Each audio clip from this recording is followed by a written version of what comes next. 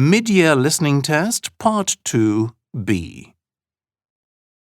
You will hear a short talk and some questions. Before the talk, you will have time to read the questions. Listen to the talk about crime fiction and choose the best answer from the answer choices A, B, C and D.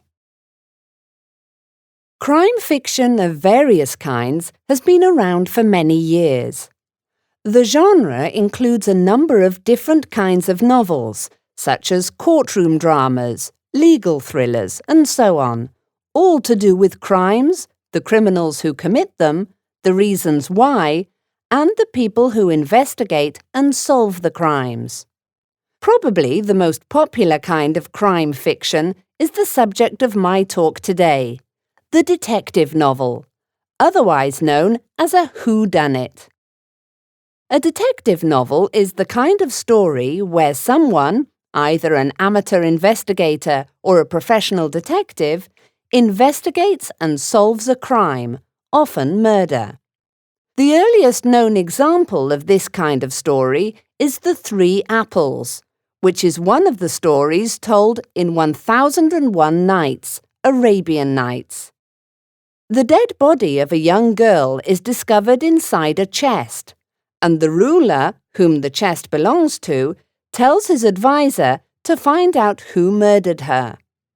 Although this character was investigating the crime, the mystery is actually solved when the murderer himself admits his guilt, making it slightly different from your usual whodunit. Other early examples come from Chinese fiction, where a judge is usually the detective in the novel. Despite these early examples, critics think of Edgar Allan Poe's The Murders in the Rue Morgue as the first true detective novel in the English language. It was published in 1841 and featured the first fictional detective, C. Auguste Dupin.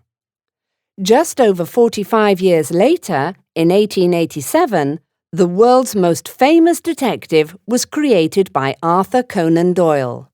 Yes, you've guessed it, Sherlock Holmes.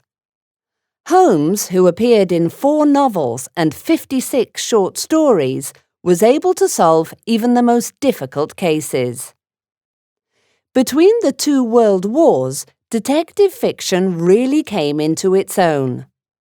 The British detective novel increased in popularity, and a number of well-loved authors became known, the most famous being Agatha Christie. During this golden age of detective fiction, a set of rules relating to the detective novel became standardized, and while some writers chose not to follow them, Christie's books met all the criteria. For example, the reader must care about the victim, and the victim should die early on in the story. There must be plenty of clues, and the reader should have access to all of them. And the criminal must play an important role in the story, and so on. Agatha Christie's stories presented puzzles that readers had to solve at the same time as her detectives.